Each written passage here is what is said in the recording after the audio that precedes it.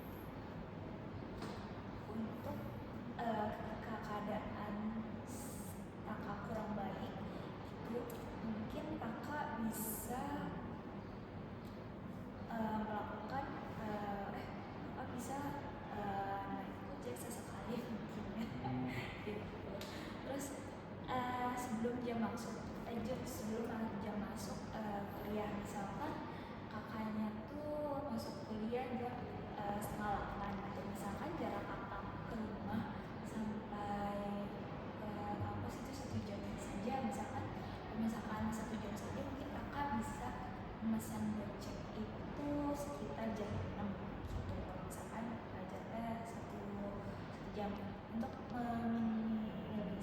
meminimalisir berkendara saat beremosi gitu. Atau mungkin bisa kakaknya itu dari rumah naik motor, kan kemarin kakaknya bilang bahwa aksesnya sulit ya. Mungkin kakaknya dari rumah bisa naik motor, terus kemudian kan di tempat kereta gitu pasti ada tempat penitipan motor kan. Mungkin kakaknya bisa menitipkan motornya tersebut di situ, terus kakaknya naik kereta kayak bisa lebih untuk tidak emosi saat mengendarai kereta. Terus pasti tugasnya banyak kan ya. Terus atau mungkin kan kemarin akan bilang kosnya lebih mahal kalau naik ojek gitu. Mungkin caranya bisa menabung dari jajan kami gitu sih.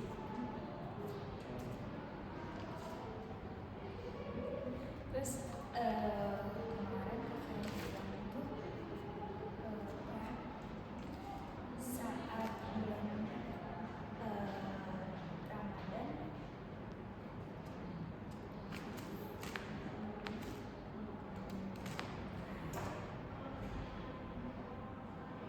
terus kemarin saat bulan Ramadan itu ramai. Terus mungkin kalau misalkan kakaknya dari rumah naik motor terus kampus balik naik motor lagi, mungkin untuk untuk tidak emosi dalam berkendara itu mungkin kakaknya bisa melipir dulu ke jalan agar tidak tidak emosi itu, atau membeli aja gitu untuk keluarga di rumah gitu sih. Terus mungkin kayak mungkin itu saja dari saya.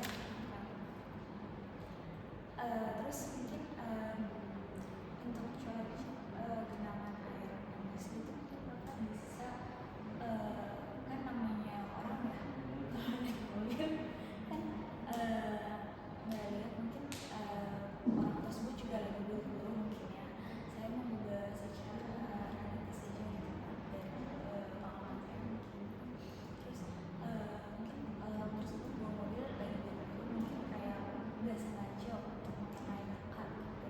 Mungkin dia lagi buru-buru sebenarnya ingin minta maaf ke kakak, tapi karena lagi buru-buru jadi nggak bisa gitu mungkin ya. Jadi orang tersebut kayak gitu sih. Terus mungkin saya mengasih solusi terus kemudian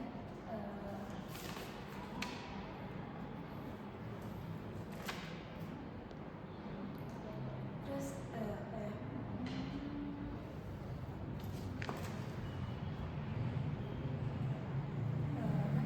kakak bilang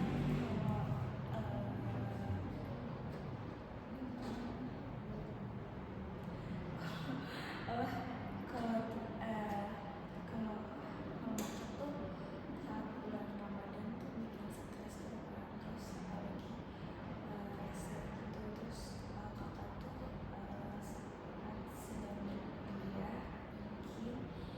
Jadi mungkin kakaknya bisa melakukan hal-hal yang disukai gitu. Terus saya kemarin tuh kakaknya bilang kan kayak kakaknya bilang kan kemarin saya menyarankan hal-hal positif ke kakak pada konseling pertama, yaitu kemarin saya menyarankan untuk mengikuti untuk meredam emosi itu saya untuk mengikuti BEM atau kegiatan di luar kampus. Tapi mungkin kakak belum relevan ya. Mungkin kakak biasanya melakukan kegiatan seperti apa yang kakak lakukan untuk meminimalisir itu? Apakah kakak bisa melakukan kayak menyola atau apa yang bisa melakukan emosi kakak? Biasa sih kalau misalkan meluapkan emosi ya paling kayak olahraga, lari, main bola, main badminton, main volley sama teman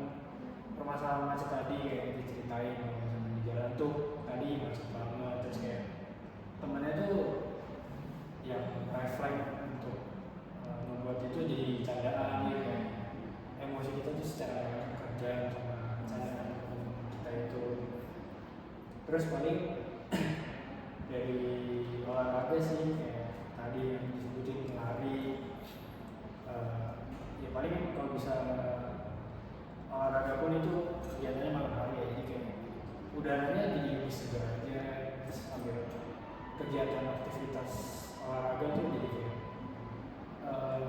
pikiran emosi itu kayak langsung hilang, tapi meskipun hilang tapi kayak masih sedikit membekas gitu di otak, gitu kayak oh iya tadi kan sempet ngalamin ini, tapi kan karena kita ada kegiatan di malam harinya kayak olahraga gitu jadi kayak lupa, tapi enggak jadi kayak sekilas aja pada saat kita lagi aktivitas di malam hari itu, jadi kayak ya udah sih gitu aja, nggak ada belum ada solusi buat kayak benar-benar solusi gitu. Mungkin kakaknya bisa menceritakan masalahnya atau berbagi masalahnya atau berdiskusi gitu, mungkin sama teman sebaya atau mungkin kakaknya punya kakak atau ya.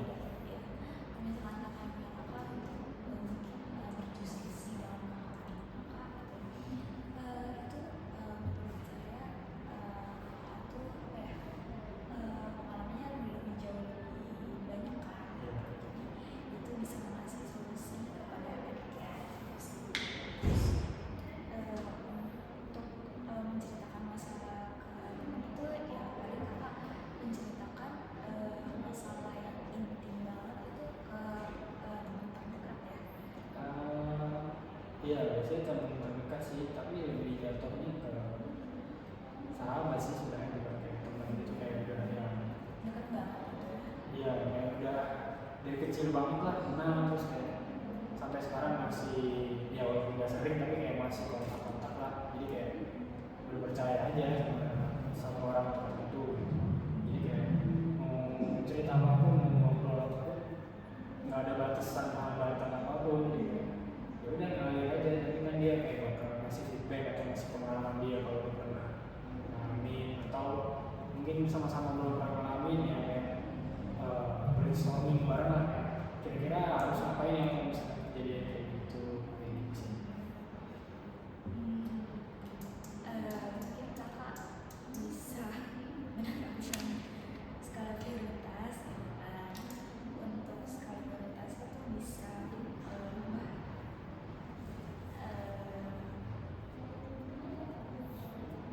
dari keluarga kakak punya adik atau enggak? Punya. Oke, jadi bisa berdiskusi sama kakak ataupun keluarga, orang tua ataupun teman dekat ataupun adiknya, mungkin bisa untuk pengalamannya ada gitu kan walaupun sedikit walaupun mungkin kakak bisa menentukan skala prioritas untuk kakak yang pertama tuh Kalau dari saya pribadi yang pertama itu teman sih, karena saya merasa walaupun kita nggak sedarah, nggak sekeluarga, nggak ketemu setiap hari, tapi saya kayak udah lebih ngasih kepercayaan saya itu lebih ke teman saya atau ke sahabat saya gitu kan, karena secara apa yang saya alamin saya lebih terbuka itu lebih ke teman, karena saya ngerasa mereka seumuran dan lebih relevan aja untuk menghadapi masalah-masalah yang usia-usia saya hadapi juga gitu kan, jadi kayak sama-sama pernah mengalami, walaupun mungkin keluarga juga pernah mengalami ya, tapi kan jarak tentang waktu mereka mengalami sama yang saya alami itu kan jauh, secara perkembangan zaman sekarang itu udah pesat banget, jadi kan solusi dan bagaimana permasalahan itu bisa terjadi kan juga pasti beda kan saya. Jadi kalau dari saya pribadi skala prioritas itu satu teman, karena selain saya udah naruh trust juga, di situ saya bisa kayak tukar pikiran, kayak tukar relasi gimana cara menyelesaikan masalah itu, dan mungkin sekiranya hal apa sih yang bisa menyebabkan itu terjadi, dan gimana cara biar kita seenggaknya mereduksi hal itu bisa terjadi biar nggak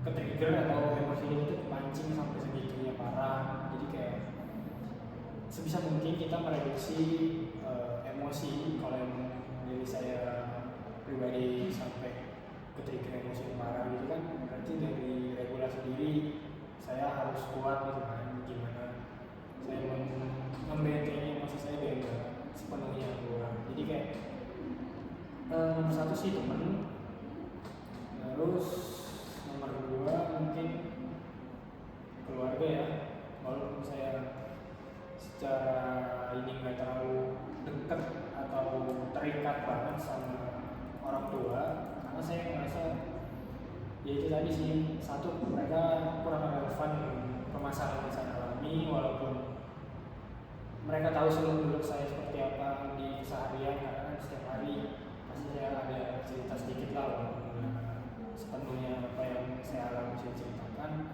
Tapi seenggaknya mereka tahu gitu seluk beluk saya selama kehidupan kurang lebih 21 tahun ini gimana. Jadi kayak mereka tuh sudah paham kira-kira kalau misalkan saya seperti ini, mereka tuh harus seperti apa gitu. Jadi keluarga itu lebih ke kayak lebih ke nasihat atau apa ya namanya wasiat gitulah, dari karena mereka kan secara umur, secara pengalaman lebih banyak. Jadi kayak lebih tahu bagaimana seharusnya itu bisa diselesaikan. Terus selanjutnya mungkin yang terakhir ada tiga tadi ya, tiga skala ya, teman, keluarga, dan empat. Mungkin lebih ke adik dulu kali ya, karena saya dan adik saya tuh kebetulan satu gender juga, sama-sama laki-laki. Jadi kayak mungkin lebih relevan, walaupun terpaut usianya itu lumayan jauh 4 tahun. Tapi kalau secara gender gitu ya saya lebih relevan aja. Maksudnya ya masalah laki-laki kan nggak mungkin jauh gitu, paling sekitar apa. Jadi kayak mungkin apa yang saya ceritain bisa bermanfaat bagi diri saya, walaupun dia belum fasih secara pengalaman, tapi kayak saya lebih ngasih ke pengalaman saya ke adik saya supaya adik saya itu nggak mengalami apa yang saya alami. Kalau bisa lah, walaupun saya yakin suatu hari nanti pasti dia akan mengalami juga. Yang terakhir pasti kakak saya, karena satu itu terpaut usianya cukup jauh dengan kakak saya, terus kedua gendernya itu kakak saya cewek. Jadi kayak lebih mengatasi emosi itu secara emosi juga, jadi nggak secara rasional, nggak secara kompleks gitu.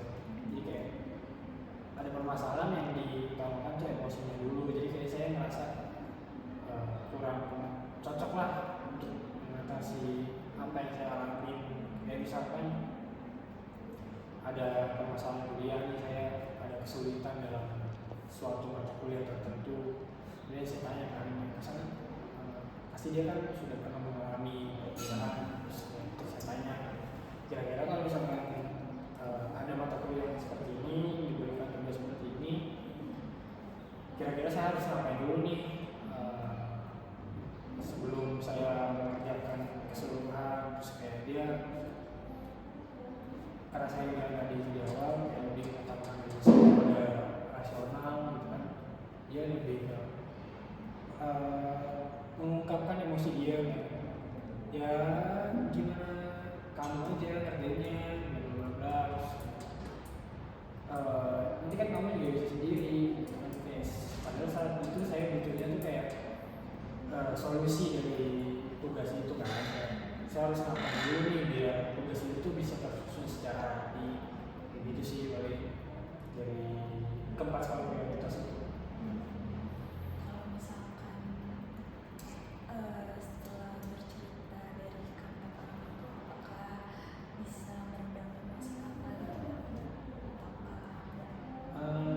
Jujur kalau cerita doang bagi saya nggak bisa meredam secara langsung sih. Kayak paling tergantung orang yang saya cerita juga sih, karena orangnya tuh kayak paham gitu gimana cara meredam emosi ya paling saya dibilang rendah sih ya lumayan lah, karena mereka kan ngerti gimana manage emosi itu kan. Jadi kayak oke, saya misalkan dia bilang kayak kalau emosi itu harus contoh aja ya, gimana aja atau apa yang saya lakuin, terus kayak ya emang efek lah walaupun nggak sepenuhnya, tapi kan ya udah setidaknya saya bisa meredam dulu sampai keluar dari pikiran gitu. Takutnya orang dengar sampai nyakitin orang juga kan nggak enak juga di saya, jadi kepikirannya double kan, saya emosi terus saya pikirin orang juga. Jadi kalau bagi saya untuk cerita terus itu bisa meredam emosi sih nggak terlalu berpengaruh ya. Jadi kayak ada hal-hal lain yang perlu saya lakukan biar emosinya itu benar-benar terselesaikan dan terluapkan dengan baik. Apakah tadi kan kakaknya olahraga sama bercerita sama keluarga itu kurang berefleksi, mungkin kakaknya bisa apa ya refreshing dan teman gitu, apakah dengan cara yang saya sarankan itu bisa membuat kakak lebih melupakan masalah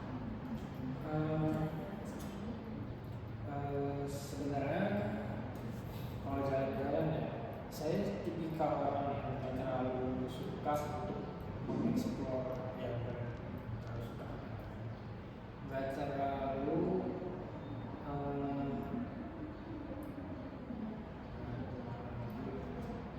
suka untuk misalkan satu minggu dalam satu minggu itu kita harus jalan ke satu tempat, itu saya nggak terlalu yang kayak gitu. Jadi kayak kalau misalkan emang lagi pengen dan untuk penyegaran otak gitu ya, bisa refreshing, kayak saya perlu nih kira-kira kayaknya kemana untuk jalan atau menenangkan pikiran, itu kayak ya udah saya bakal lakuin itu ke tempat-tempat yang nggak saya tujuin gitu lah. Jadi kayak saya jalan aja sambil ke kemana ya itu urusan belakangan gitu lah. Jadi kayak yang penting tuh saya jalan aja dulu, nggak harus tempatnya refreshing kemana gitu. Jadi kayak bagi saya tuh relaksasinya tuh ada di bagaimana saya jalan itu sih. Kayak saya jalan, saya hirup udara, saya lihat kondisi sekeliling, kayak gitu sih bagi saya relaksasinya, dibandingkan dengan yang kayak terplanning dengan baik. Misalkan bulan ini saya mau ke Bali atau mana gitu ya. Bagi saya kurang relax aja, lebih ke liburan tapi kayak yang strict banget, kayak jam segini harus kemana gitu. Jadi kayak saya kurang enjoy aja gitu. kakaknya pernah mencoba apa ya quality time kalau diri sendiri Kalau saya pribadi jujur sering sih kalau di time sendiri aja. itu bisa membantu nggak masalah Balik lagi ke apa yang saya sampaikan sebelumnya, kayak tergantung gimana saya jalan, gimana kondisi sekitar, gimana udara, kualitas udaranya juga. Kalau misalkan memang pada saat saya jalan terus kayak kondisinya emang lagi ruwet gitu kan di jalanan, kan nggak selalu pasti bagus gitu kan kondisinya. Jadi kayak ya paling meredanya cuma sepersekian lah, nggak. Kalau misalkan kondisi bagus terus udara bagus juga gitu kan, kayak bagi saya itu lebih merilekskan emosi saya dibandingkan dengan kondisi udara dan kondisi sekitar yang kurang memadai gitu. Ya paling cuma seperberapa yang ke reduksi dari emosi gitu sih.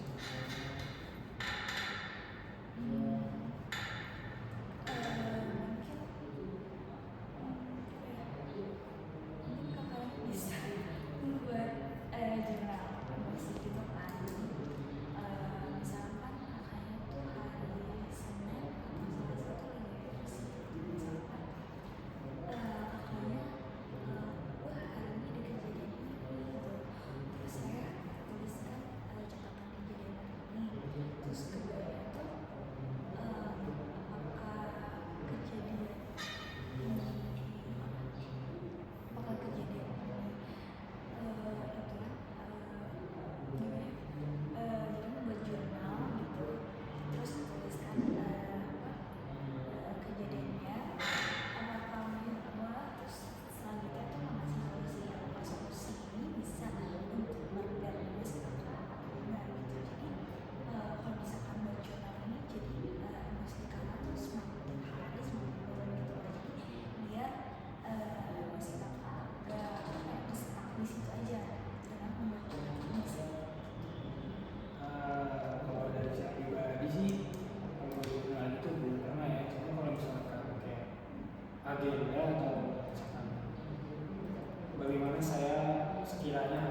bisa meredam emosi itu kayak pernah sih, cuman nggak yang kayak saya terapi setiap hari, karena itu kan selain perlu waktu yang banyak untuk merencanakan, karena saya emosi yang tingkat tinggi itu harus seperti apa, itu kan perlu perencanaan yang matang ya, karena saya sendiri waktunya juga nggak banyak untuk merencanakan hal-hal yang seperti itu. Jadi saya juga punya prinsip kalau misalkan ada masalah dan yang kebawa emosi pun, yang penyelesaiannya harus secara langsung atau secara ya pada saat itu juga gitu. Walaupun masalahnya nggak harus selesai sekarang, tapi kayak sebenarnya gimana caranya biar kita tuh tidak meledak emosinya. Jadi kayak pada saat itu tuh saya harus mikirin kira-kira saya harus ngapain nih biar emosi saya nggak sampai meledak keluar. Kayak misalkan makan apa, atau misalkan selesai dari kegiatan perkuliahan atau kegiatan yang lain, kerja kelompok, saya pada saat itu emosi, saya langsung kayak misalkan prepare untuk olahraga di malam harinya, begitu sih. Kalau misalkan kayak buat jurnal itu, sejujurnya saya belum pernah tuh, saya juga sedikit bingung terkait apa saja yang harus disusun sih. Gitu sih paling. Apakah dengan olahraga itu pada malam hari itu bisa meminimalisir emosi, ya misalkan emosi saat pagi itu setelah olahraga saat malam hari itu bisa meminimalisir keesokannya itu jadi lebih fresh. Sejujurnya bisa sih ngebantu